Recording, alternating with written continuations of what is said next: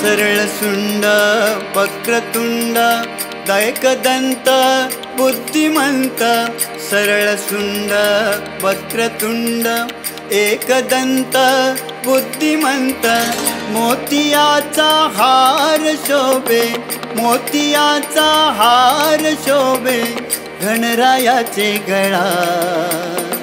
गणरायाचे गळा आमच्या बाप्पाचे आगमन झालंय गणेश चतुर्थीला आमच्या बाप्पाचे आगमन